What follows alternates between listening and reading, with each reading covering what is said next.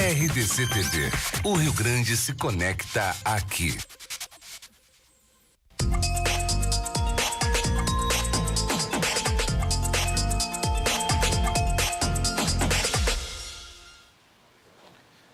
Boa noite. O programa de hoje recebe mais um candidato ao Senado do Rio Grande do Sul. A RDC TV tem promovido ao longo dos últimos dias programas mostrando as ideias e o que pensam os candidatos ao Senado. A grande cobertura terá ainda o debate entre os candidatos a governador no dia 24 deste mês e o debate de candidatos a vice-governador no dia 1º de outubro. E no dia 7, a cobertura da eleição aqui, na RDC.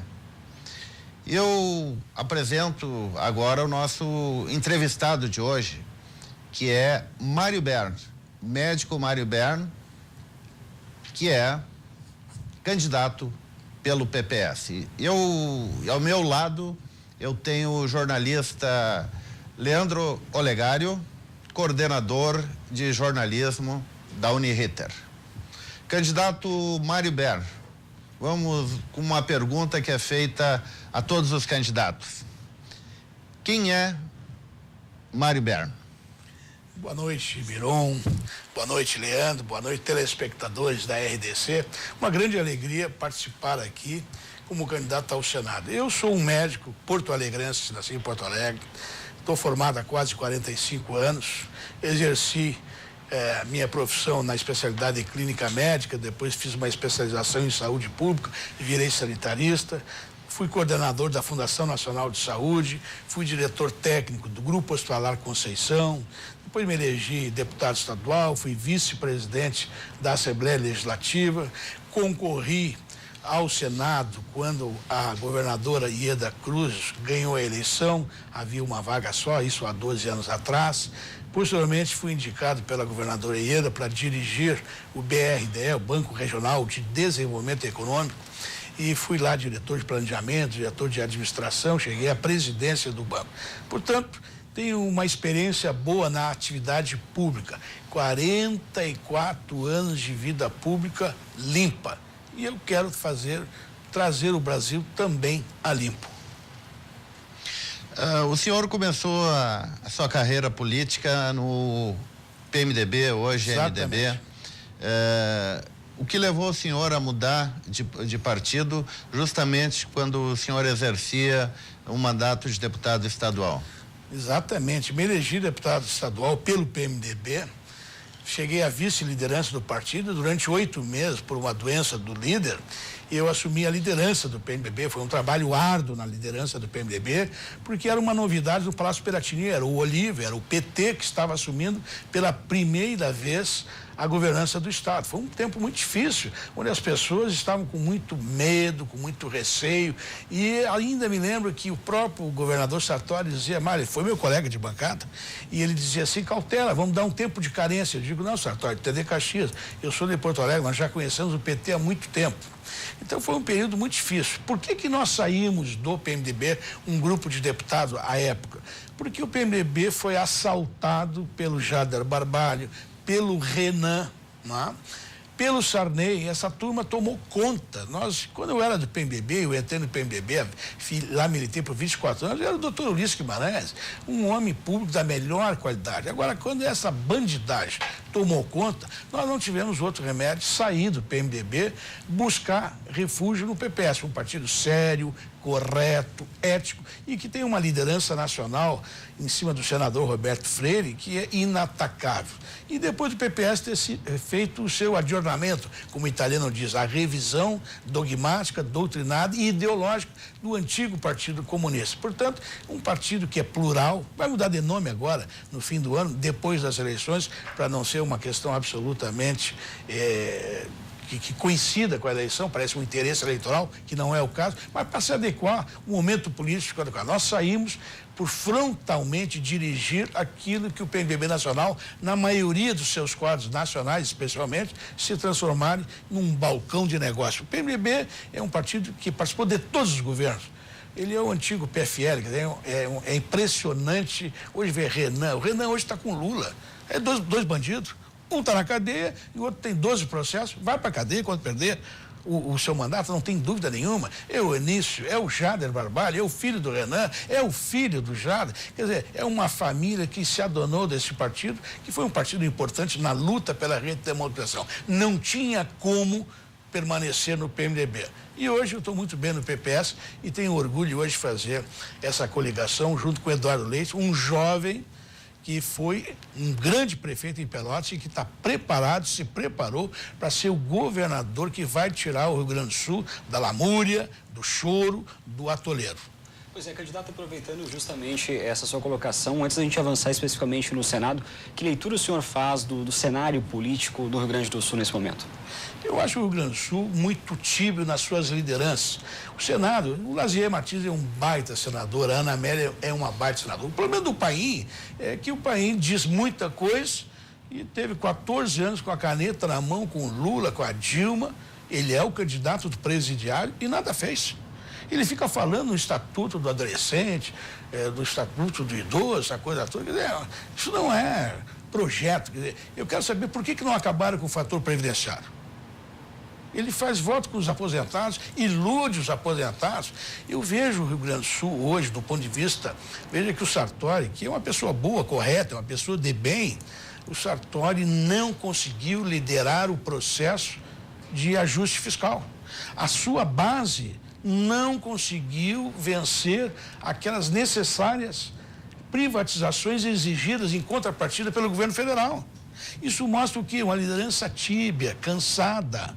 Nós precisamos de sangue novo, nós precisamos de gente preparada, com convicção, com energia de devolver a autoestima. O Rio Grande do Sul não está de bruços, o Rio Grande do Sul não... A gente gaúcha é uma gente valorosa, lutadora, que tem orgulho desse rincão. São pessoas da melhor qualidade, da competência profissional, da dignidade, do amor pátrio. O Rio Grande do Sul é o único estado que é brasileiro por convicção, por luta. Não é possível que nós estejamos hoje num período de ausência absoluta de liderança. Eu vejo o nosso cenário, e por isso que sou candidato, Leandro, exatamente para combater os privilégios, a mesmice política.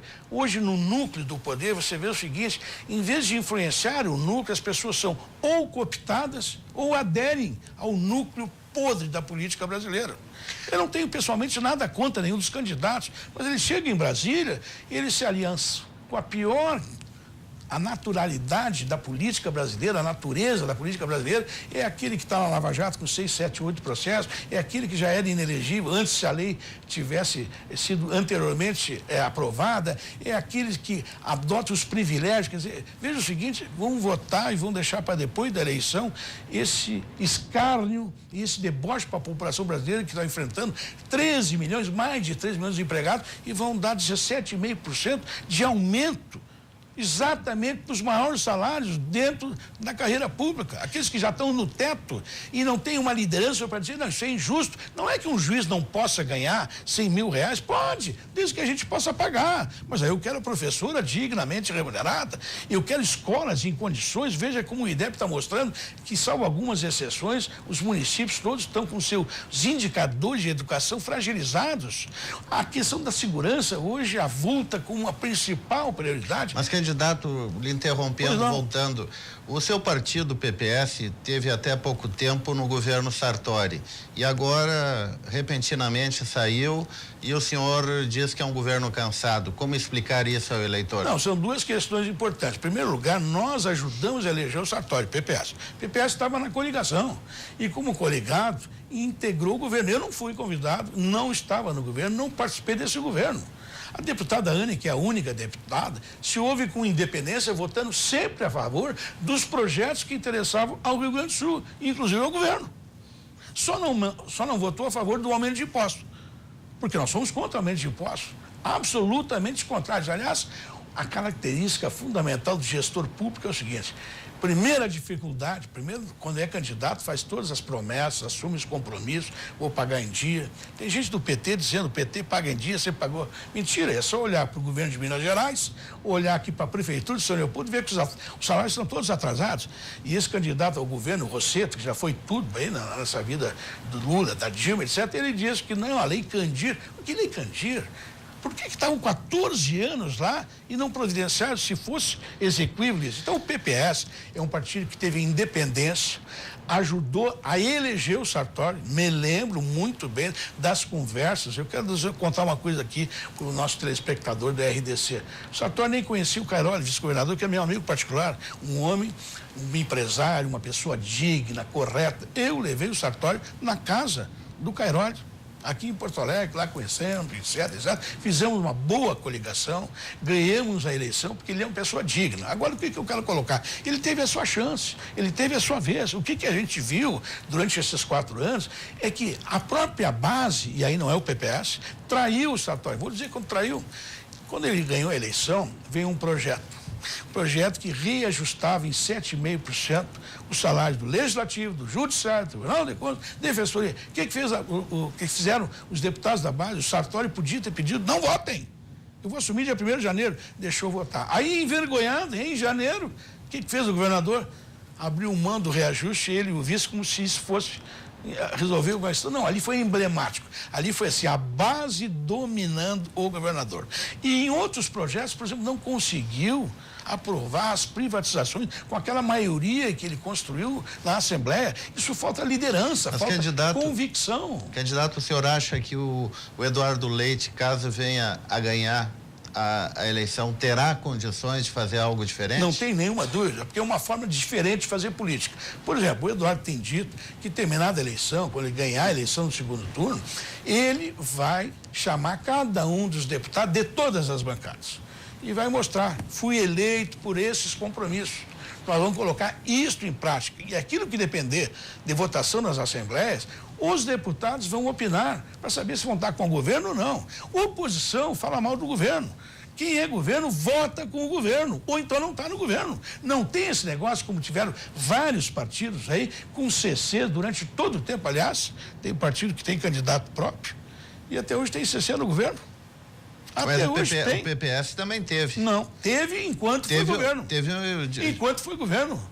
Depois não. Depois, quando optou por uma série de razões, inclusive de coligação na área proporcional, em apoiar o candidato Eduardo, que estava se firmando com propostas absolutamente concretas, absolutamente execuíveis, uma nova forma de fazer política. Como é que é essa nova forma? Falar a verdade com transparência. Não tem essa coisa de, olha, vamos ver, conta uma piada aqui, é agradável ali, toma um vinho aqui. Não, não. Como é que faz para tirar o Rio Grande do Sul da crise? Diminuindo os gastos. Isso é fundamental, não aumentando os gastos e tendo independência e liderança para dizer, olha, o Ministério Público, o Judiciário, o Tribunal de Contas, que já tem os maiores salários e que tem como mesma fonte o Executivo, não vão ter reajustados. E mais do que isso, só vão receber os seus salários depois que o professor, o policial, o pessoal da área da saúde recebeu o seu. Porque não é possível privilegiar quem está no teto, na pirâmide, lá em cima dos salários, 30 e tantos mil reais, e massacrar, tirar e pagar atrasado, sem correção, o salário de quem ganha menos. Nesse sentido, o principal desafio do próximo governador, na sua avaliação, é a questão da economia do Estado, ou seja, resolver essa questão das contas. Por isso que o ajuste fiscal, não só esse proposto, isso é um dos acertos do governo Sartori, só que não teve a liderança capaz de aprovar, porque, veja bem, isso já era para estar assinado. E eu até te quero dizer o seguinte, ainda bem que não foi assinado, porque ele pode ser melhorado. Quer ver uma coisa, Leandro? Ele pode ser melhorado em relação à questão dos juros. Nós já aprendemos isso quando o indexador, lá atrás, ele dizia que o Rio Grande do Sul pagaria durante uns X anos para ter, inclusive, o único banco público estadual, que foi o Banrisul, através do PROERS. Pois bem, esses juros, eles poderiam obedecer um indicador da época, mas foram, durante muito tempo, os juros do contrato, que mudaram, né? IGPDI, etc. Então, o que nós temos que fazer? O juro tem que ser o da época. O indexador tem que ser o da época, e mais do que isso, não 3 anos. 3 anos é insuficiente. É 13 mais 3, 6 anos. 6 anos, porque o Rio Grande do Sul já pagou muito. Agora, isto não vai resolver, como o Sartori está dizendo. Por que não vai resolver? Nós já não pagamos a parcela da dívida faz 9 meses. E continuamos pagando salário atrasado, continuamos sem ter recursos para investimento na infraestrutura, continuamos, quer dizer, com a crise. O próprio Sartori diz, quebraram o Rio Grande do Sul, está quebrado. Mas há outro caminho, candidato? Não, o caminho é fazer a reforma fiscal, é diminuir o custo da máquina e especialmente o seguinte, olha aqui, o Sartori tinha assumido um convite de diminuir o número de CCs. Sabe por que eu sou contra a reeleição? Aliás, o Eduardo também é contra a reeleição. Basta acompanhar o Diário Oficial. Isso não é privilégio do Sartori. Se no Brasil inteiro a gente vai enxergar, o Rio Grande do Sul, felizmente, eu digo isso, felizmente, e já perdi a eleição, isso com a Ieda e com o Brito lá atrás, ele não reelegeu, porque a reeleição parecia uma coisa boa, porque nós estávamos empolgados com o Fernando Henrique. A primeira vez, olha, a minha geração foi a primeira vez com um plano real que não tinha inflação. A gente sabia quanto era que era o litro da gasolina, o litro de leite, o quilo da carne. Então estava todo mundo empolgado. Vamos deixar mais 4 anos aprovar aquela emenda da reeleição. Mas isso, na minha visão e na visão do Eduardo, se mostrou incapaz, porque o que acontece? No último ano do primeiro período, o governador e os seus asseclas, os seus áulicos e os seus assessores só pensam na reeleição. Aí o Diário Oficial começa a carimbar. E todos que não, aqueles cargos que não estavam ocupados, começam a ser ocupados por cabos eleitorais, por favores, etc, etc. A busca do tempo de televisão. Por isso que nós precisamos de uma reforma política urgente. Esse é o tema de caso para terminar com os partidos de aluguel. É o tema de caso do parlamento também, né? Pensando agora no Senado e na Câmara Federal, no sentido de um novo sistema político para justamente evitar desvios, corrupções, nesse sentido, né? Não tem nenhuma dúvida, Liana, é muito oportuno isso, porque eu penso que nós temos que ter 3 compromissos fundamentais: a reforma tributária, a reforma política e a reforma previdenciária. A mais importante, na minha opinião, é a reforma política. Agora, com esse Congresso, não vai ter. Veja que esse Congresso, o que ele aprovou, e eu disse hoje na Federação, num debate, aliás, queria dar uma sugestão aqui para a RDC, para vocês que são formadores de opinião, jornalistas, tem que ter o debate para o Senado. 40% dos eleitores não sabem quem é que vão votar no Senado. Aí fica o recall do homem lá que foi 16 anos candidato, que foi 20 anos, foi 2 vezes candidato ao governo. Quer dizer, perde-se a oportunidade de fazer o contraditório. Não é nada pessoal. É dizer, por exemplo, o candidato do presídio, do presidiário, por que ele não fez o que ele disse que vai fazer? O candidato do Michel Temer, qual é a dificuldade que ele tem? O que ele vai fazer? O senador tem que ajudar o governador. O PPS está na base de governo do Michel Temer, candidato também. Não. O Raul Jung teve que sair do PPS para ficar no ministério. Mas, o PPS mas ele é um quadro do PPS. Ele está desfiliado do partido. Ao contrário, é isso. Isso é engraçado. A política é interessante. Quando o Ciro, que foi já militante do PPS, o Ciro mesmo, Gomes, que é candidato a presidente da República, ele quis apoiar o Lula. Eu me lembro, eu estava em Brasília, eu era deputado, fez uma grande discussão no apartamento do Ciro, que na época então era deputado federal, tinha sido governador, e bom governador, diz o cearense, e ele insistia para que a gente pudesse apoiar o Lula. O diretório do Rio Grande do Sul já tinha, por unanimidade, dito que não ia apoiar o Lula de jeito nenhum, mas ele insistia. Por causa do Nordeste, aquela coisa toda e tal. E aí eu me lembro que então o Roberto, que era o presidente, disse assim, então o senhor tem outro caminho, tem que se desfiliar. E aí ele saiu do PPS. O PPS é um partido pequeno, mas tem muito orgulho de ser ético. Eu não estou dizendo que não possa ter vigarista, que não possa ter pessoa. Agora, o comportamento doutrinário, programático do PPS é muito sério. Ele é, do ponto de vista orgânico, um partido que tem coerência e que, se tiver que mudar de opinião, muda, mas vai ter a razão do porquê está havendo aquela mudança. Nunca por fisiologismo e nem por cargo. O senhor falou há pouco do Renan... Jader, Sarney e companhia. Podia botar Eunice, etc.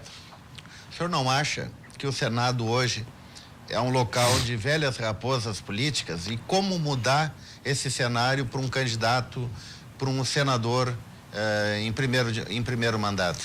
Tu tem toda a razão. Hoje o Senado, ele é naftalina pura. Aliás, eu disse hoje na Federação, o Paim não gostou muito, nem o Fogaça, porque eles já foram senadores, o Fogaça já foi 16 anos, o Paim já é 16 anos. Eles só hoje se resumem a aprovar os indicados para as agências governamentais, a Anatel, a Anvisa, essa coisa toda, que daí viram um cabide de emprego político partidário, e o cargo de embaixadores, que felizmente tem que ter a Escola de Rio Branco como credencial. Não faz mais nada. O resto é uns justificar o presidiário e outros atacando o presidiário. E eu tenho uma proposta clara que eu sei que é difícil, mas eu vou colocar. Aliás, eu disse para o Paim hoje, Paim, se tu te reeleger e eu estiver contigo lá, eu vou dizer, vem cá, Paim, por que tu não quer votar a reforma da Previdência? Ô, Paim, tu não acha que 3 senadores, não é nada contra o Lazier, muito menos contra os 2 que vão se eleger agora, não é demais? O Brasil não precisa. Olha, são 42 assessores. Isso tem que ser enfrentado. Só que com esse Congresso, se a gente tocar nesse assunto, é capaz de eles botar 41 para 50 número de assessores. A mesma coisa a Câmara. O Brasil não precisa, embora seja um país de dimensões continentais, não precisa ter 513 deputados, cada um com 30 assessores. Custa uma fortuna quando não tem dinheiro para presídio, dinheiro para o hospital, dinheiro para pagar o procedimento médico no hospital, para credenciar mais médico, para trazer médico para dentro do SUS. Aí os brasileiros sofrem, não tem ficha, não tem exame, não tem consulta. Quer dizer, esta é a inversão que nós precisamos fazer. O parlamento brasileiro é muito caro e muito ineficiente. Precisa mudar, sim. Eu quero estabelecer que nós tenhamos um senador só por estado. E vou fazer esse debate. Eu vou dizer, isso aqui não é cabide de emprego. Aliás, eu também disse hoje que a política, lamentavelmente, ela ficou um pouco cenário para 2 pessoas indesejáveis na minha visão. Uma, aquelas que fracassam na sua profissão e vão buscar a política, o aconchego da política, para ganhar dinheiro, para ter um ganho e até para se lucrar. E outro, aqueles desonestos intelectualmente que vão fazer uso da política, eleitoralmente falando, para depois ludibriar e representar os malfeitos das corporações, os malfeitos dos bandidos, dos ladrões. Por isso que o Brasil hoje tem corrupção em tudo que é partido. A reforma política, com esse Congresso, não vai sair. A única reforma que eles fizeram, qual foi? Votar o fundo partidário, que quem dirige são os presidentes do partido, as suas executivas, escolhendo os eleitos que vão lá continuar a roubar. O senhor é a favor do fundo partidário? Eu sou a favor do financiamento público, mas não nos moldes que foi votado. Em primeiro lugar, para ter um financiamento público, precisa ter uma cláusula de barreira. Não pode o Brasil ter mais do que 4, 5 partidos. Teria 5 partidos, um espectro ideológico, assim, 2 do centro, 1 do esquerda, ou 2 de esquerda, 1 de meia esquerda, 1 de meia direita, enfim, 4, 5 partidos, não precisa mais do que isso. Nós não temos 37 matizes ideológicos. Isso é um balcão de negócio, é gente que vende o partido, que se inscreve para ganhar dinheiro com fundo partidário, com fundo eleitoral e também agora com o aluguel do tempo de TV, que virou uma preciosidade. Então, nesse sentido, a sua principal proposta como senador é a reforma política, a principal bandeira? A minha principal bandeira é a reforma política, mas eu tenho alguns projetos bem específicos. Por exemplo, a eleição e a escolha dos ministros do Supremo Tribunal Federal. Eu sou contra a indicação pelo presidente da República, por várias razões. Como é que se daria a escolha? Na minha opinião, o Conselho Nacional do Ministério Público, o Conselho Nacional da OAB, o Conselho Nacional da Justiça escolherão, mediante uma eleição direta, os candidatos que sejam brasileiras acima de 35 anos, com 10 anos efetivo de exercício na advocacia. E eles serão submetidos pelos conselhos absolutamente pertinentes à prática do direito, à sabatina, serão eleitos e não podem ter filiação partidária, político-partidária, nem antes, nem durante, muito menos depois, porque depois não pode ainda. E não são escolhidos pelo presidente da República e não são mais com caráter vitalício os cargos. 10 anos, podendo uma reeleição para quem é indicado jovem. Porque hoje em dia, com a longevidade, nós não podemos também desperdiçar a experiência de homens, por exemplo, como o Celso de Mello, que é o decano e que é uma sabedoria, um homem reto, ímpar. Aliás, pessoalmente, com alguns deslizes partidários, o Supremo tem, como instituição, se havido muito bem. Agora, individualmente, há alguns abusos e, evidentemente, algumas figuras não têm representado bem a instituição. Isso é um dos projetos. O outro projeto que eu acho de suma importância é acabar com o indulto presidencial. O que é isso? Olha, a polícia faz o seu trabalho, o judiciário faz o seu trabalho, a polícia faz o inquérito, indica a prisão, o Ministério Público faz o seu trabalho, o judiciário julga e manda prender. Aí o criminoso está lá preso. Chega no fim do ano, um bom advogado, contratado às vezes, não se sabe por quem, Veja o caso do Adélio, que deu a facada, ninguém sabe quem é que contratou os advogados. Vai lá e leva para o ministro da Justiça, que leva para o presidente da República e vem uma lista de indultos. Aí, por causa do Natal, o criminoso sai da cadeia e, na hora, sai cometendo novos delitos, como a imprensa está cheia desses casos. Acabar com o indulto.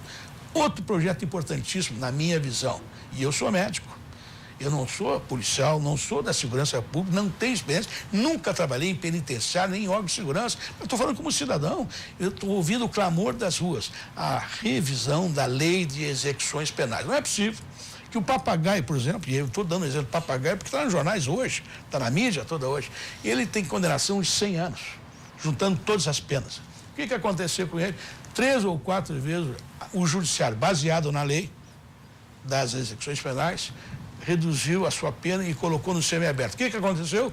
Saiu do semiaberto, fugiu. Ele já fugiu 6 vezes e cometeu novos delitos. Agora ele foi preso em Santa Catarina com armamento pesado, que derruba avião. Perdão, foi no Paraná? Paraná. Isso, Paraná, interior do Paraná. Com armamento pesado, que pode, inclusive, derrubar aviões. Estavam preparando e vários crimes já são ditos que ele teria a participação e a autoria dele, inclusive de dentro do semiaberto. Quer dizer, isso tem que terminar na minha visão.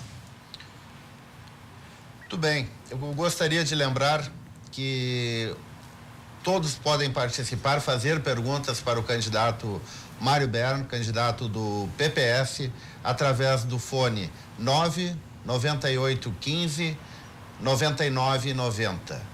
Nós vamos para o intervalo e voltamos em seguida.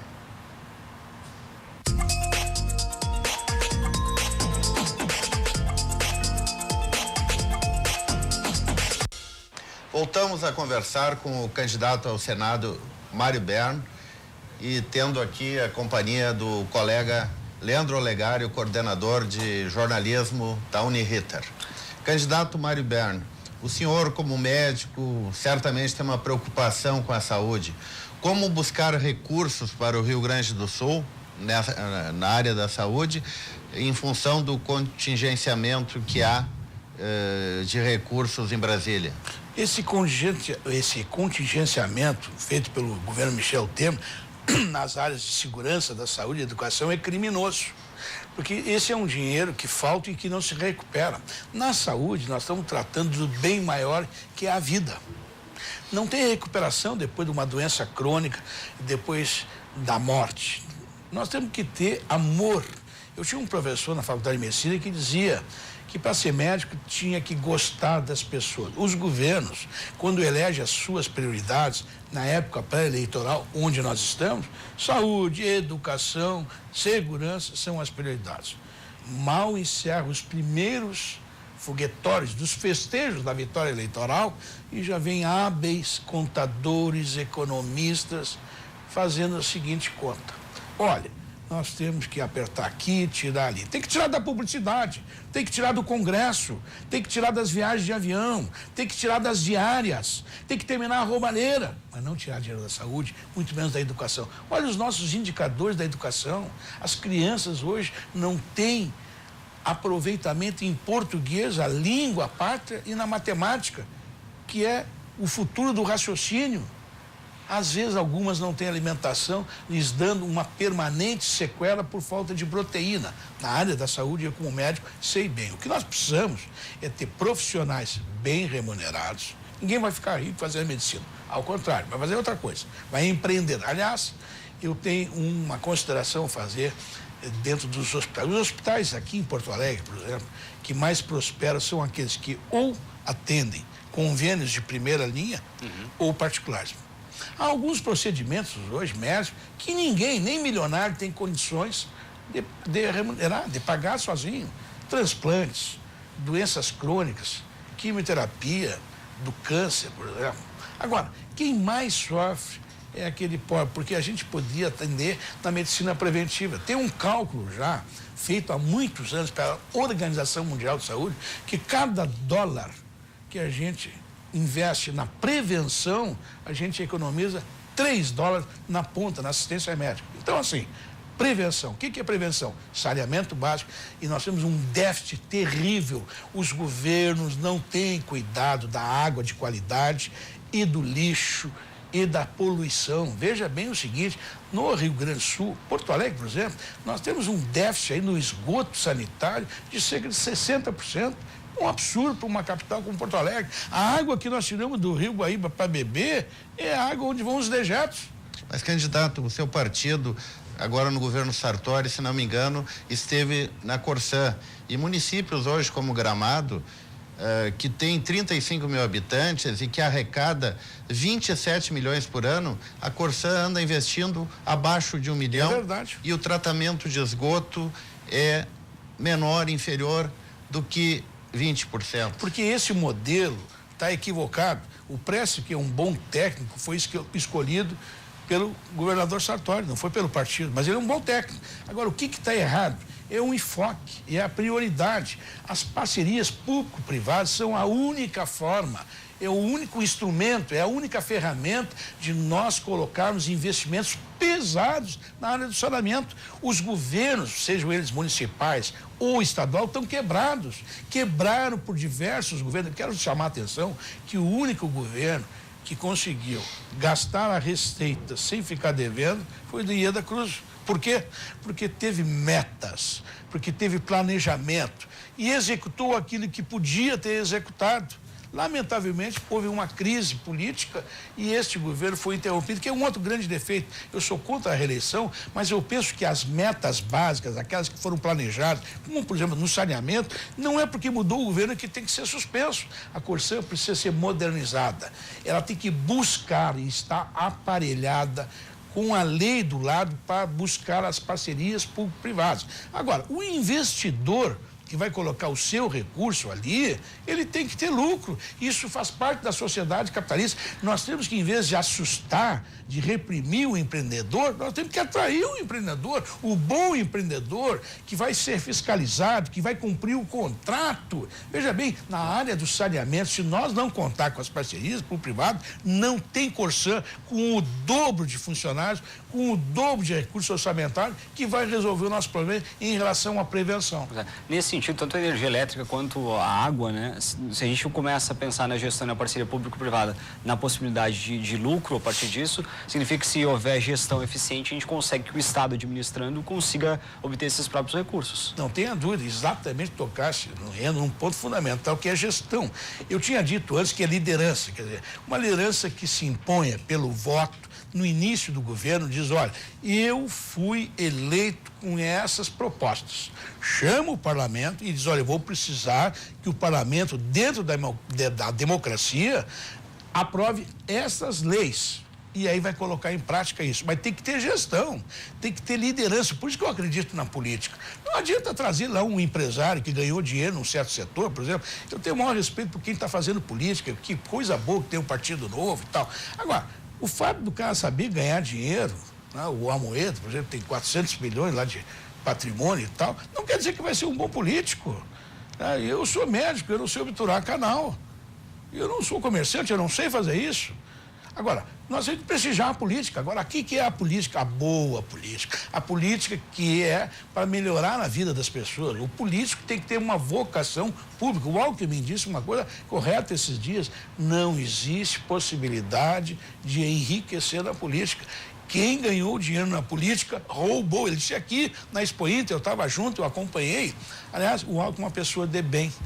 Provavelmente está sendo massacrado, porque vigaristas do seu partido estão lá, aqui, acolá, sendo presos. E é bom, porque o PT aí termina aquela coisa persecutória. Não, a Lava Jato é contra o PT. Não, tem preso do PSDB, tem preso do PMDB, o governador Sérgio Cabral também, que era o homem do Lula, né? Está preso lá, foi condenado mais uma vez, tem mais de 100 anos de pena, tem preso do PT, o Lula está preso, os grandes empresários e empreiteiros estão presos. Quer dizer, a Lava Jato hoje é uma bandeira nacional e é em cima disso que a gente tem que olhar o futuro. Olha, o maior acontecimento, na minha opinião, depois do Plano Real, depois da abolição da escravatura, foi a Lava Jato. É um novo Brasil que está aparecendo aí. Agora, essa eleição ainda ela vai estar amordaçada por esse Congresso, que na sua maioria é corrupto, é absolutamente safado, não vai deixar acontecer as reformas necessárias. Foi um milagre. Aliás, a única grande medida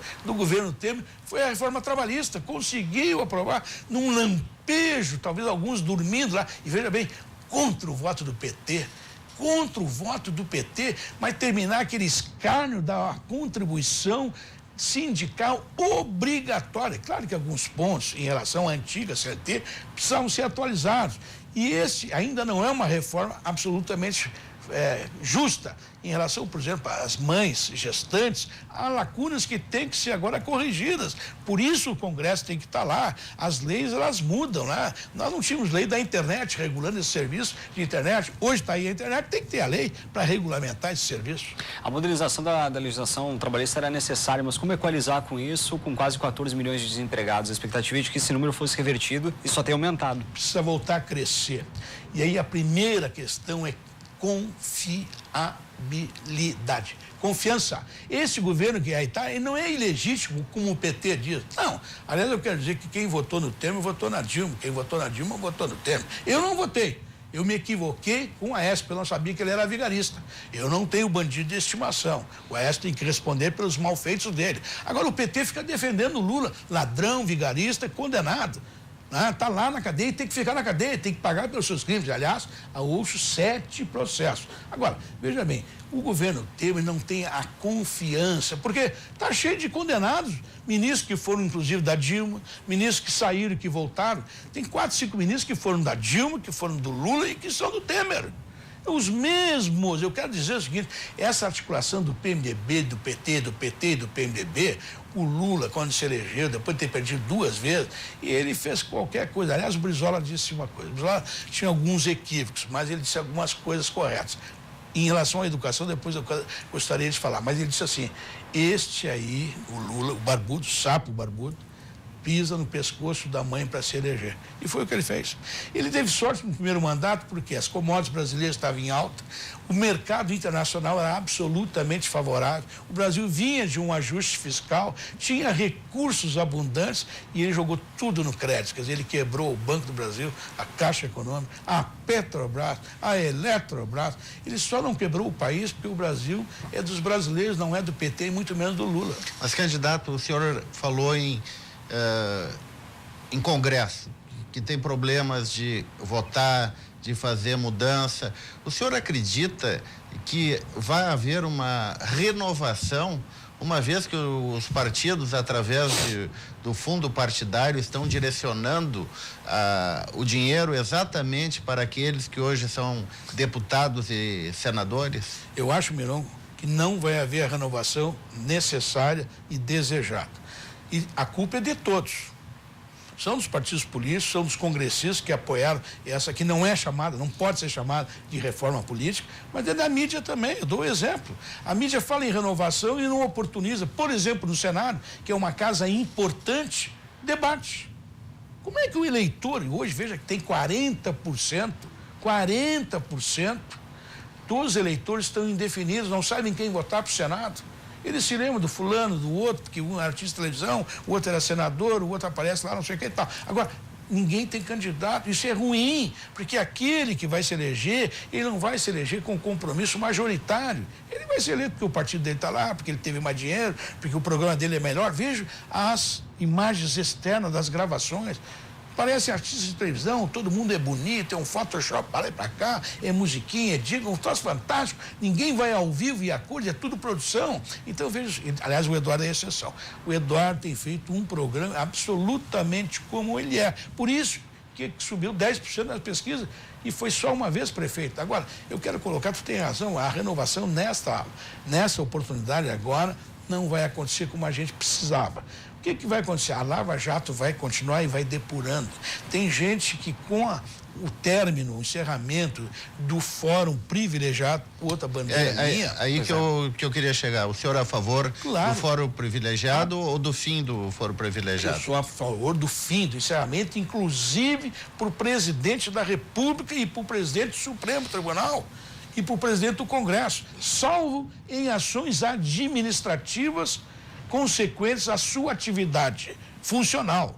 Quer dizer, a questão de crime não tem foro, questão de roubo não tem foro, é cidadão comum, é justiça, e a justiça rápida, inclusive para tirar do poder, não tem que terminar mandato, não tem esse negócio de esperar, tem que acabar, isso é urgente. E esse é um dos processos que eu penso que vai renovar no médio e no longo prazo o Congresso Nacional. E aí nós vamos evoluir para as mudanças. E eu volto a dizer assim, nós temos para resolver o problema do emprego no Brasil, ter crescimento econômico, tem que ter a confiança e tem que ter gestão. E o governo não pode, em qualquer nível, municipal, estadual e federal, enfrentar o empreendedor como um adversário. Ele é absolutamente sócio do desenvolvimento. O governo não pode atrapalhar, o governo tem que ajudar o empreendedorismo. Essa é a função do governo. E além de cumprir com a sua obrigação constitucional da educação, da saúde e da segurança. O resto é com o empreendedor e com as parcerias público-privadas. Candidato, quando o senhor traz esse número de 40% do eleitorado que ainda não tem definido em quem vai ser o seu candidato ao Senado, não parece um paradoxo quando a gente fala que o Rio Grande do Sul é um estado politizado? Há um desinteresse do eleitor em relação ao Senado? Essa leitura pode ser feita? Eu acho que o eleitor, ele está absolutamente com a razão, mostrando seu desencanto, a sua decepção com a política. Porque a malversação, a roubalheira, o descompromisso, a safadeza foi demais. Quer ver uma coisa? Agora aqui, a Assembleia Legislativa do Rio Grande do Sul, ela não votou ontem o reajuste proposto pelo Judiciário, pelo Ministério Público, pelo Tribunal de Contas, de 5, não sei o quê. Tem um deputado aí, eu acho que é do PSOL, até não quero fazer uma injustiça, mas eu acho que diz que nós não estamos dando reajuste, isso aí é só para corrigir a inflação. Mas, pelo amor de Deus, o Executivo não tem uma reposição, é 0%, e está com o salário atrasado, não sabe que dia recebe. Tem gente pagando juro com salário de R$2.000, de R$1.500, com R$3.000. Quer dizer, é um absurdo. Veja que a falácia é essa. Por que eles não rejeitaram hoje? Porque tem medo. Porque pensam nas suas corporações, inclusive do próprio Legislativo.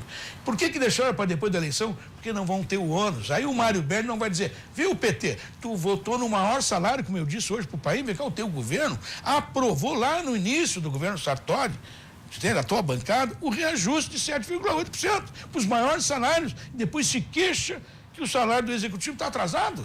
Quando o Sartori propôs o duodécimo igual, quer dizer, só vai passar o décimo aquilo que tiver, o PT foi contra e se irmanou com os maiores salários. E eu não sou contra o Ministério Público, tem feito um trabalho extraordinário, tanto estadual como federal, mas tem que buscar a fraternidade. Eles têm que ser solidários com o sofrimento do pessoal do Executivo. O próximo governador vai ter que sentar à mesa com o Judiciário, o Ministério Público, o Tribunal de Contas, para buscar uma solução. Senão... Exatamente. Tu falaste tudo agora, Leandro, exatamente. É sentar e pactuar. Dizer, olha, com transparência. Porque veja o seguinte, eu sempre ouço na imprensa e leio também nos jornais. Aí, agora esse rapaz, o Toffoli, engraçado, disse, não, nós vamos terminar, nós vamos dar esse reajuste, mas nós já temos que é dinheiro da TV Senado, perdão, da TV Justiça. Então tinha o dinheiro.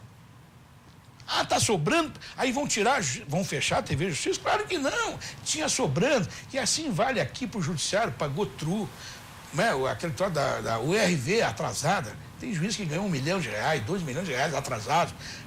Estão pagando ainda essa indecência que é a indenização da residência, como é que chama isso aí? Auxílio moradia. O auxílio moradia, isso é uma excrescência. Isso era para quem, por exemplo, está morando aqui em Porto Alegre, é nomeado para o Supremo Tribunal, é nomeado lá para o Superior Tribunal, vai morar em Brasília, tá de acordo. Ou vai morar num hotel com indenização, ou vai morar numa casa do poder público, enfim, está correto, depois sai de lá, volta para cá. Agora, os que estão aqui nas comarcas, moram aqui, isso vale para o Brasil inteiro, e aí vale para o Ministério Público, isso é uma indecência. Isso é um escárnio, tem que acabar. Como é que faz isso? Um governador recém-eleito, com a autoridade da urna, do voto, com firmeza, líder de líderes, chama o chefe do Poder Judiciário, chama o chefe do Ministério Público, chama o Tribunal de Contas, que, aliás, é acessório do Legislativo. Hoje parece que é um outro poder, né? Diárias, nababescas, viagens para lá e para cá. E com safadeza, a gente vê toda hora. No Rio de Janeiro, o Tribunal de Contas está envolvido nas falcatruas, agora também no Mato Grosso do Sul estava junto, no Mato Grosso também junto. Quer dizer, ninguém está acima da lei.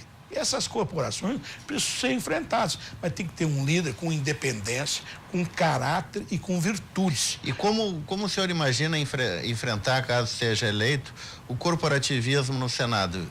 Veja o senhor que temos lá concorrendo hoje, com chances de eleição, Renan Calheiros, Romero Jucá, a Dilma, Eunice Oliveira, mas só para ficar em três que tem domínio hoje sobre o Senado, como alguém aqui do Sul vai chegar lá e tentar quebrar esse domínio? A política é o seguinte, tu tem um núcleo que está lá, que cooptou e comprou as pessoas.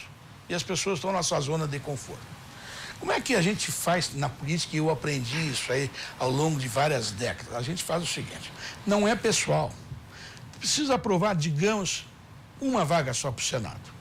Ou precisa aprovar a reforma da Previdência. Pega o cálculo da reforma da Previdência.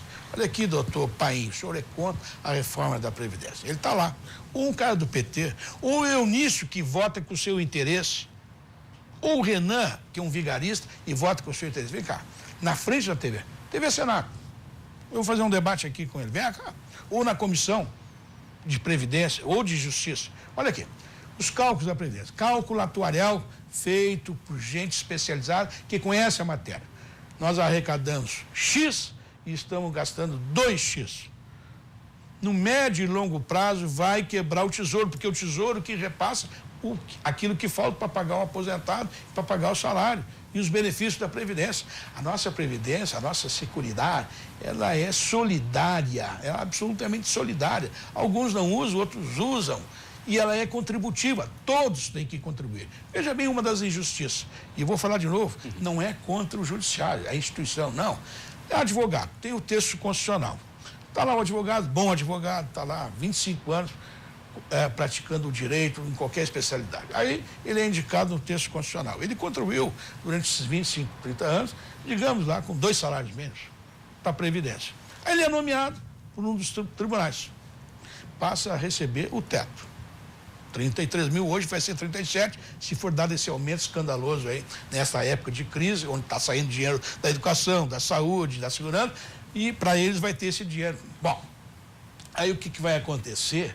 Isso vai dar um efeito cascata em todos os outros tribunais, em todas as outras esferas, inclusive nos municípios. A Previdência quebra na hora. Pois bem, aí tu vai dizer para ele o quê? Olha que tal, aqui a conta, quem é que vai pagar isso?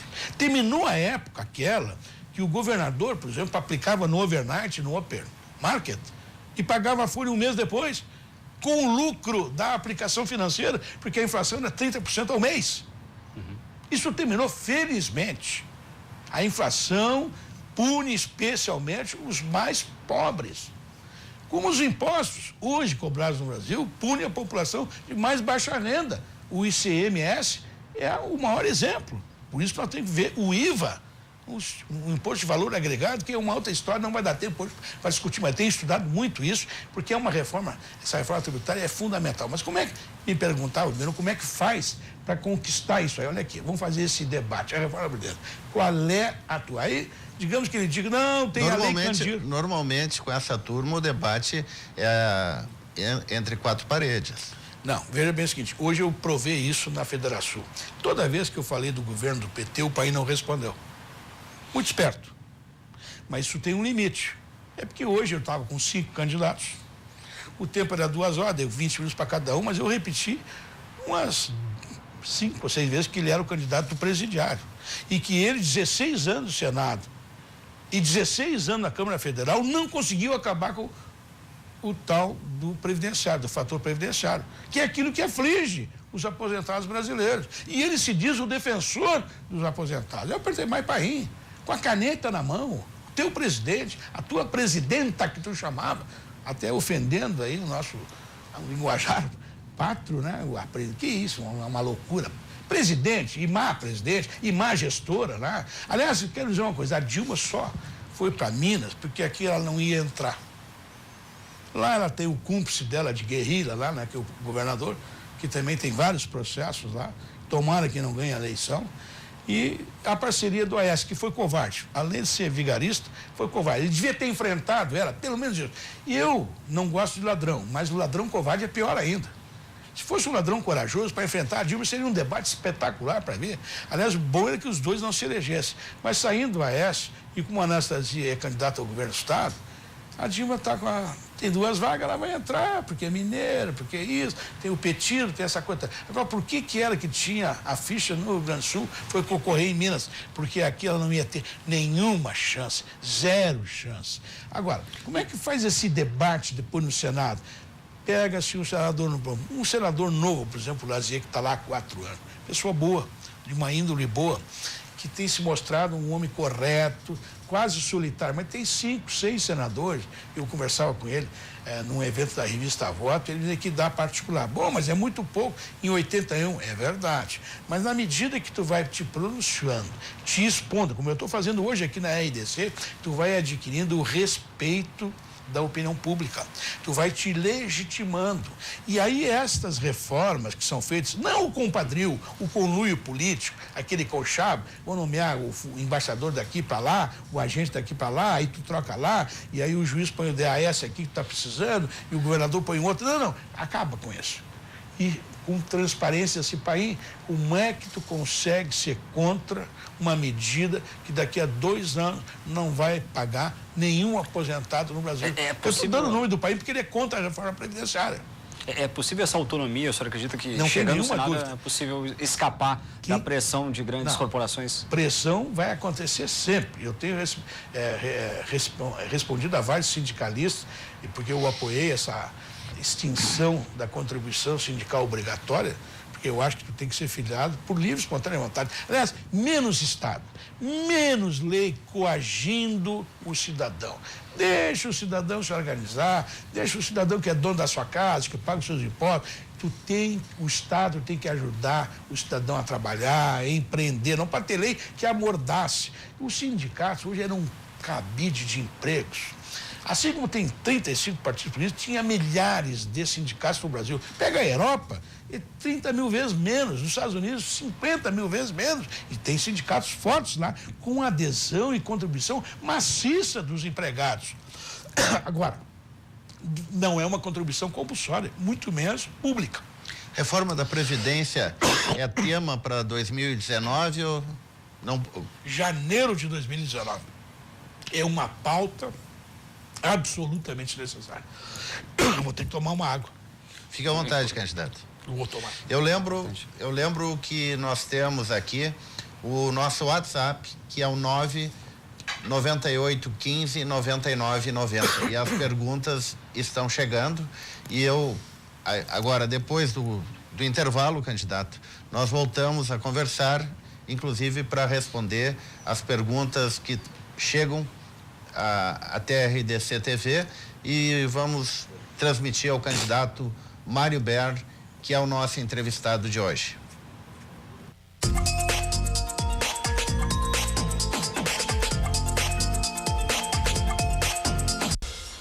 Estamos hoje conversando com o candidato ao Senado, Mário Ber, juntamente com o colega Leandro Olegário. Candidato, perguntas que chegam pelo nosso WhatsApp. O senhor é a favor do aborto?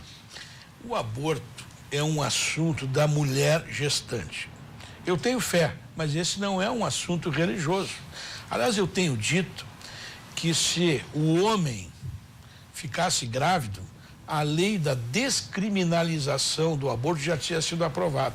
Fazer aborto não é crime, é uma decisão da mulher. A mulher é gestante, quem decide isso é ela. Esse não é um assunto que o Estado tem que interferir, a não ser oferecendo uma boa assistência médica para aquelas que dentro das primeiras semanas decidirem fazer aborto por qualquer que seja a razão.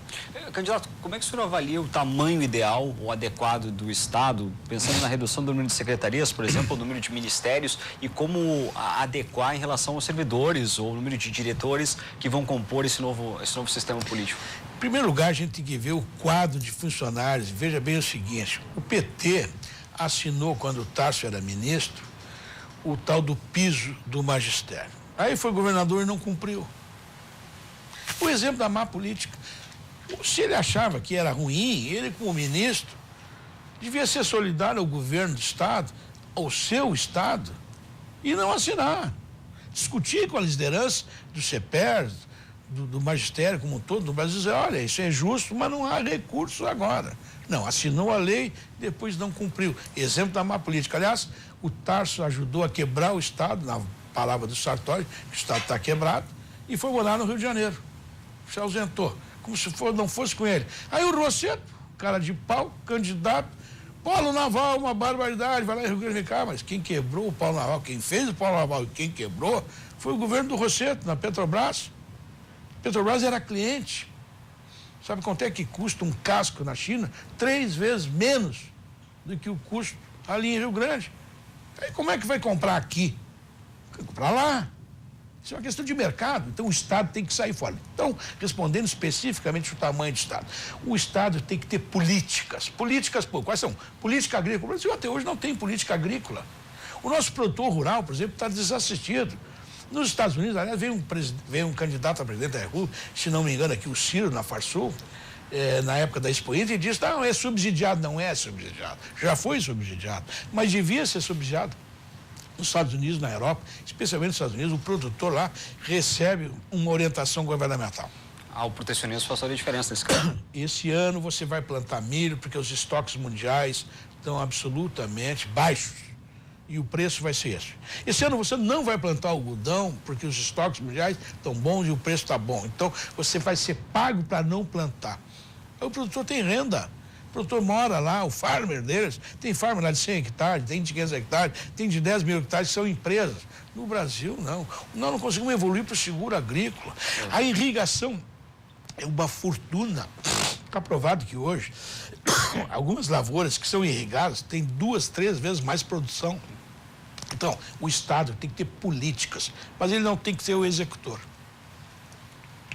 E o senhor entende que há a necessidade da redução daqui um pouco do número de secretarias aqui no Rio Grande do Sul, uma readequação, digamos assim, do pensar estratégico do Executivo? Eu acho que nós temos cargos em demasia, de confiança, de secretarias, de departamentos. Nós temos muito Estado. O Estado devia prioritariamente cuidar da educação, da saúde e da segurança. Para isso não tem limite, para isso tem que ter reposição. Agora, tem que readequar. A meritocracia tem que ser instituída. É possível que um funcionário que não renda, pegue um servidor da área da saúde, um médico, cujo posto de saúde o paciente volta toda semana, não tem o seu problema resolvido. Esse aí não pode ser tratado da mesma forma com aquele que atende com carinho, com competência, e cuja resolução do plano de saúde do paciente é atendida. Mesma coisa vale para o professor. Aquele professor que dá aula com prazer, motivado, que tem um aproveitamento escolar bom dos seus alunos, que não há evasão escolar, porque a criança só sai do colégio quando o colégio é ruim. Se o colégio é bom, se a aula é interessante, fica. E eu queria voltar ao Brizola. O Brizola tinha muitos equívocos, tem uma figura complexa. Agora, nenhum brasileiro governante se preocupou tanto com a educação, especialmente com a educação infantil, a primeira educação, como o Brizola.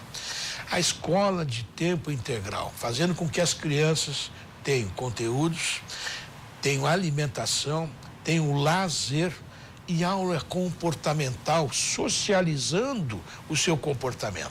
Isso é fundamental, especialmente naquelas camadas populares, onde as famílias têm que sair para trabalhar cedo, onde há uma desagregação do ponto de vista do núcleo familiar por drogas, por tráfico de drogas, por pobreza, por analfabetismo, por baixa renda. Então a escola é fundamental. Se eu tivesse R$1 só, ou $1 milhão, ou $1 bilhão, eu investiria na saúde. Na educação, especialmente na educação básica das nossas crianças. Isso é um legado do Leonel Brizola, que eu nunca fui trabalhista, nunca fui do PTB antigo dele, nem do PDT, mas eu gosto de dizer porque ele era um honesto intelectualmente falando quando defendia a causa das crianças. Candidato, no Senado, normalmente o pessoal de Minas Gerais para cima, principalmente Norte e Nordeste, os senadores se unem em torno de causas regionais ou de algum estado. Nós temos aqui no Sul um número de senadores mais ideológicos, eu diria assim, e menos preocupados com a questão de verbas, de recursos. Como mudar isso? O senhor é a favor do Pacto Federativo? Sou a favor do Pacto Federativo, da reforma, inclusive, do Pacto Federativo. Eu, uma vez senador, vou procurar os outros dois. Um que vai ser eleito comigo e o outro que é o Lazier, que já está lá. E vamos fazer um pacto para trabalhar pelo Rio Grande e pela pátria. Eu disse hoje na Federação, e vou repetir aqui para os nossos telespectadores, o senador, por exemplo, quando o governador quer aumentar os impostos, ele não pode ir para a praia, ele não pode ir para Brasília, ele tem que vir aqui discutir por que vão aumentar os impostos. Eu digo isso com tranquilidade porque sou daqueles que acham que o aumento de impostos não favorece o crescimento. E não havendo crescimento, não vai ter a criação de novos empreendimentos, e não tendo novos empreendimentos, não vão ter os empregos que são necessários. Então é preciso que o senador trabalhe junto com o governo. Qual é o interesse do Estado hoje? É fazer o ajuste fiscal. O Paim é contra o ajuste fiscal. Vem cá, Paim, vamos conversar, Paim. Tu tá cansado. Teu partido não quer por quê? Por ideologia. Como é que vai fazer para pagar? Como é que vai fazer as estradas? Como é que vai fazer presídio? Chama a verdade. Tem que ter esta conversa desarmada em nome da população e tornar transparente esse debate. Não pode ficar lá escondido nas quatro paredes, como tu disseste, Mirão. Tem que botar o Paim, não, vamos fazer um debate hoje, reforma da Previdência. Nós vamos fazer isso. Ajuste fiscal. Tu quer dizer que vai ter Lei Candir? Como é que é a Lei Candir? Tu sabes? Quanto é? Quantos bilhões? 50? Tá louco. Nunca vai vir esse dinheiro para cá. Vamos parar com essa ilusão, com essa falácia. Diz pro Rosseto parar de mentir. Diz pro Rosseto parar de mentir, de iludir. Não existe isso. Entende? Quer dizer, essa transparência, essa vontade, esse amor pela causa pública está faltando. Os políticos hoje estão naquele núcleo absolutamente cooptados para resolver os seus problemas. E o discurso é fácil. Pois é, candidato, nesse sentido, assim, que por um lado o aumento de impostos não é visto com bons olhos ou como uma solução, até mesmo pela própria sociedade, né, no sentido de ser onerada mais uma vez a pagar, o combate à sonegação pode ser um outro caminho, um outro olhar da mesma moeda?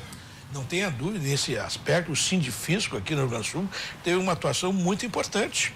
Eles aumentaram aquela inadimplência, conseguiram recuperar boa parte da dívida ativa, negociaram, ofereceram um projeto aumentando os prazos, diminuindo o juro da dívida ativa, e houve um bom comparecimento daqueles que estavam inadimplentes com o fisco estadual. Isso é uma questão que tem que ser cada vez mais aperfeiçoada e usada aí os instrumentos hoje que nós temos aí tecnológicos, né? Nota eletrônica, enfim, tem uma série de mecanismos hoje que os técnicos, auditores, fiscais conhecem bem a matéria, são profissionais treinados, são capazes de fazer isso. Agora, tem que ter orientação política, tem que ter liderança política, tem que passar confiança que contratos vão ser rigorosamente respeitados, que prazos vão ser cumpridos, que mentira não tem vez. Hoje tem um artigo do Dr. Nilson Maia, que eu conheci há muitos anos, foi presidente da Unimed, um jornal daqui a 0 hora, falando a verdade na política. Eu estou acostumando algumas, não houve nenhum debate, hoje foi o primeiro na Federação, nem foi debate, foi um painel, de qualquer forma foi uma oportunidade para mostrar o contraditório. Mas assim, eu tenho dito, nós temos que colocar luzes da verdade em cima do que os políticos estão dizendo. Quer dizer, quando se diz que a Lei Candir vai resolver os problemas do Rio Grande, está se mentindo, está se iludindo o povo. Quando se diz que vai pagar em dia, sem fazer uma reforma administrativa, sem mexer nas carreiras, não é possível. Eu tenho aqui um caso de uma vereadora do PT em Porto Alegre, e não é porque é do PT, ela ganha 14 mil reais por mês de aposentadoria. Aliás, podia estar trabalhando, é uma jovem, tem 50 anos de idade. E ela ganha 14 mil, está lá no portal da transparência. Eu vi isso aí. Quando me contaram, não acreditei. Como é que é isso? O penduricalho da função gratificada foi cedida para a Câmara, foi isso, incorporou. Bom, quando ganha 14 mil, vai ter gente que tem que ganhar 3. Porque não dá para pagar 7 para todo mundo, porque tem os penduricalhos. Então, assim, essas questões... Mas é o caso típico do corporativismo que existe aqui no Rio Grande do Sul, e caso o senhor seja eleito, o senhor vai enfrentar da mesma forma lá no Senado, lá em Brasília. Mas tem que se expor, tem que dizer, tem que chamar aqui, por exemplo, na rede digital de comunicação, está aqui o Miron, está aqui o Leandro, vamos botar os outros dois.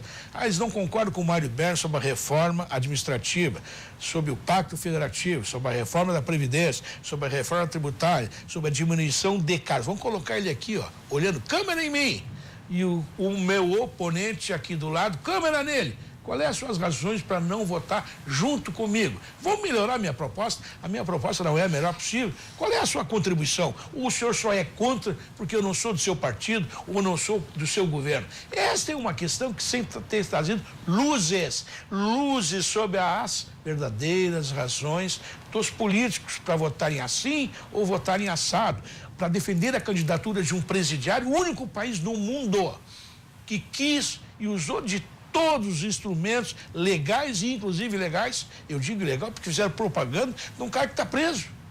É o único país do mundo que um presidiário condenado por 15 juízes federais, 15, não foi um, não foi um morto, não, 15 se manifestaram nas suas diversas instâncias condenando por roubo e lavagem de dinheiro e formação de quadrilha o doutor Lula.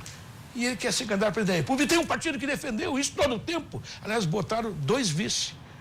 Né? Um vice impressionante, né? E que papelzinho que a Manuela interpretou agora, hein? A vice do vice. E aí agora caminhei o Brasil, que falácia. Tem que parar de fazer política desse jeito. Então, mesmo com os safados ou os mentirosos se elegendo, tem que chamá-los. Mas hoje, e dar de novo a chance para eles fazerem a meia-culpa. O senhor não acha que a contradição dos políticos acaba contribuindo para esse desinteresse do eleitor? Hoje, por exemplo, nós tivemos o seu colega candidato Luiz Carlos Reis avisando que vai votar no Bolsonaro e não no Alckmin, que é o candidato, inclusive tendo a Ana Amélia, que é correligionária, como vice. Da mesma forma, o seu candidato ao governo do estado, Eduardo Leite, que é do PSDB, que fez parte do governo, dominou a Secretaria de Minas e Energia no governo Sartori, ficou até 11ª hora e o Eduardo Leite, na última hora, deu uma ordem unida para os deputados votarem contra o plebiscito que daria o direito de extinguir estatal. O senhor não acha que essa incoerência acaba prejudicando a política? Vamos por partes, Miron. Muito importantes as tuas colocações e eu gostaria de me dedicar a elas com muita transparência e muita sinceridade. Em relação à questão do plebiscito, em primeiro lugar, no Brasil nunca foi feito um plebiscito ou um referendo junto com eleições. Eu me lembro do parlamentarismo, as 2 vezes, foi um plebiscito isolado. Por quê? Para não confundir o eleitorado. Esse ano nós temos eleição presidente da República, 2 senadores, deputado federal, deputado estadual, governador.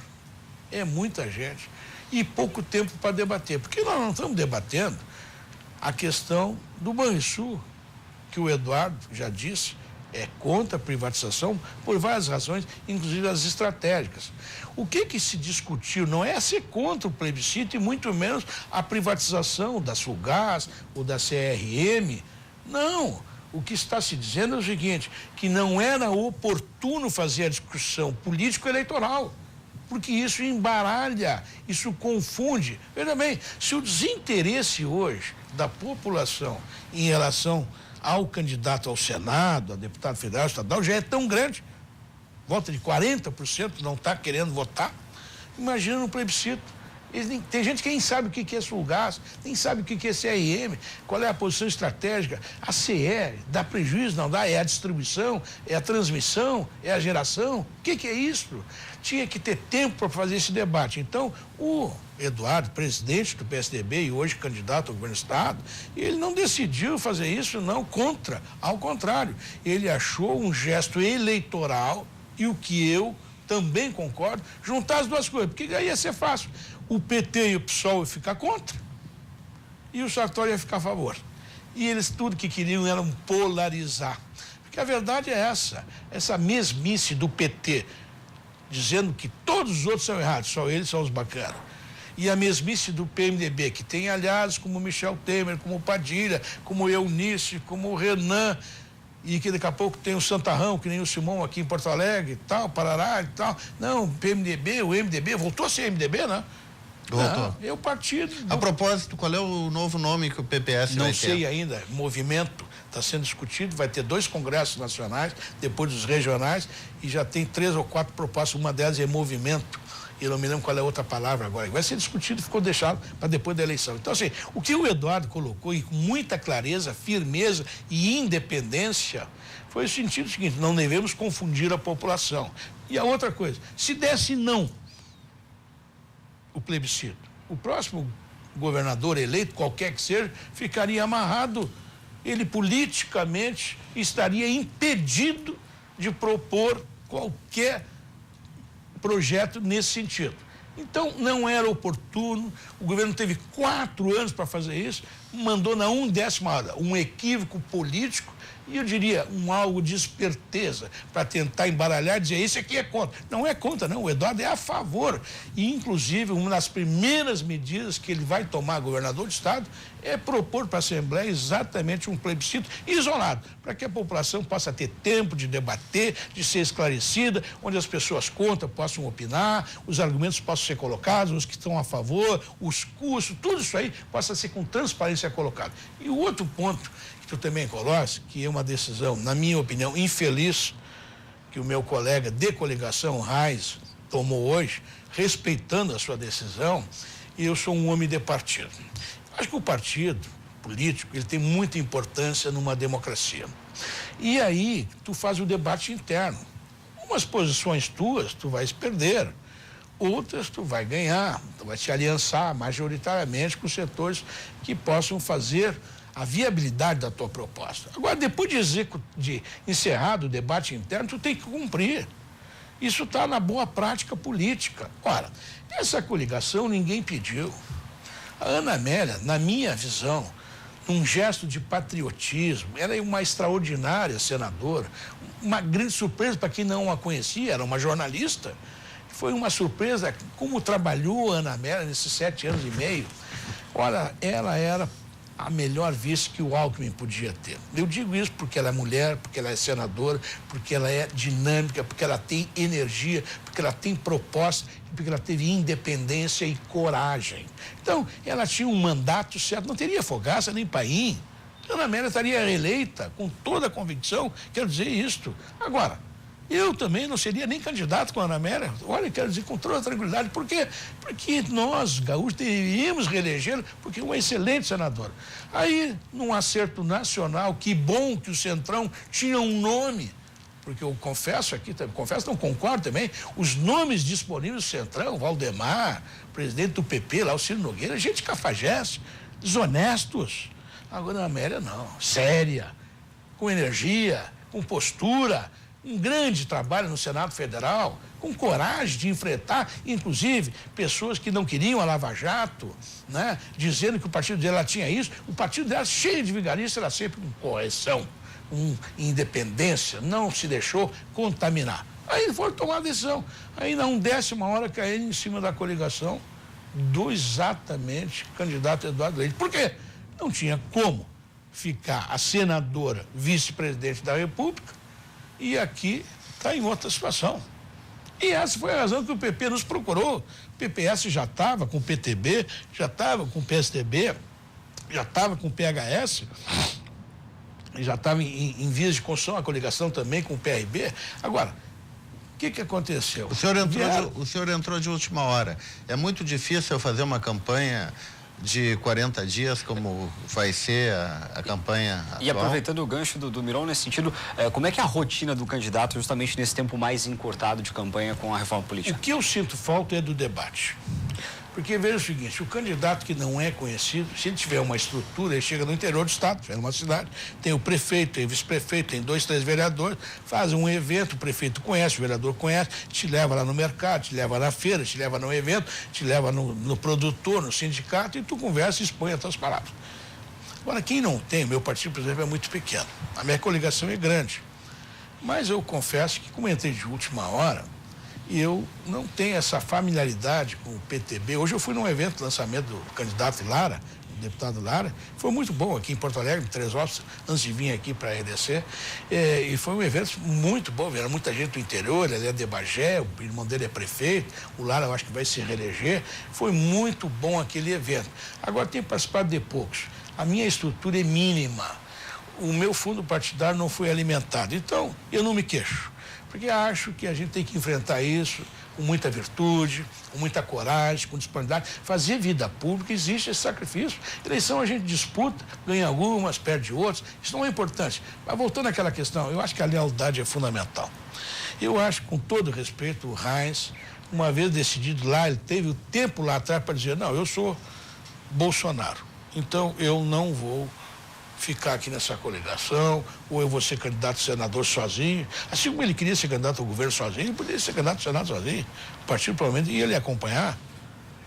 Aí não, aderiu, fez lá, visitou a Expo Inter junto, fomos juntos, teve alguns eventos juntos, e aí agora vai num candidato que exatamente por uma questão de estrutura até, vamos dizer assim, eu costumo dizer que a questão do Bolsonaro e do PT, ela não é uma questão ideológica nem política, ela é uma questão física, é de ação e reação.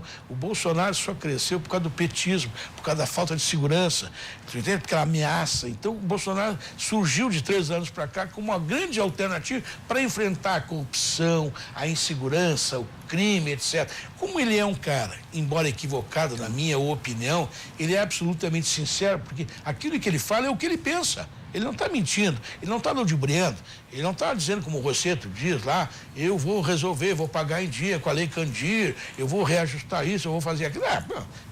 Ele está falando com uma convicção mesmo equivocada. Nesse aspecto, então, eu penso que o Heinz devia ser absolutamente leal à coligação que foi formada. E se ele não concordasse, até que ficasse quieto. O voto é secreto.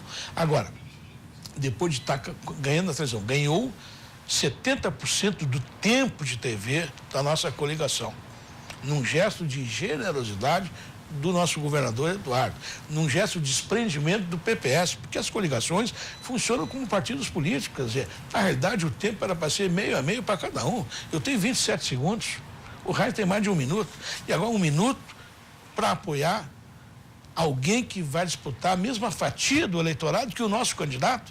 Na minha opinião, isso é um equívoco. É um equívoco. Mas eu respeito a posição dele, acho que ele perdeu tempo, mas tomou essa decisão. O que vai se fazer? O eleitor é que decida. Candidato, estamos chegando ao final do programa e temos uma pergunta que é padrão a todos os candidatos. Por que o senhor quer ser senador? Eu quero ser senador para mudar a mesmice na política, para terminar com os privilégios. Eu sou contra o sistema que está aí de apadrinhamento, de cumplicidade, de conluio.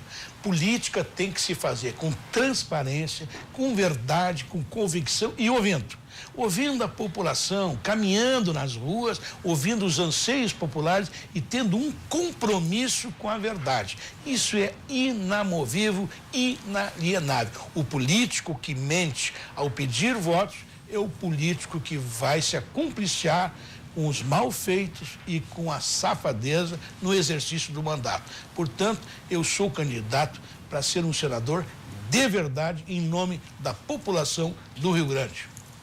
Muito obrigado, candidato Mário Bern.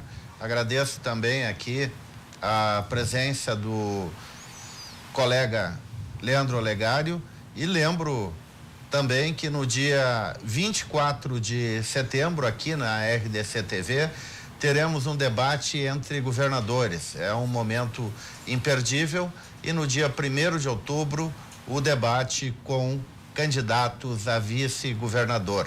E também a RDC terá uma cobertura especial no dia 7 de outubro, dia da eleição. Muito obrigado pela audiência. Boa noite.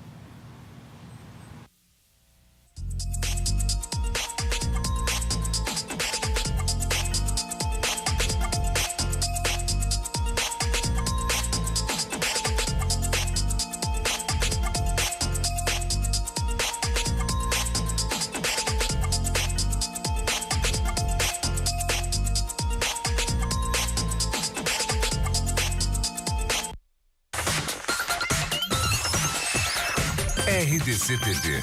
O Rio Grande se conecta aqui.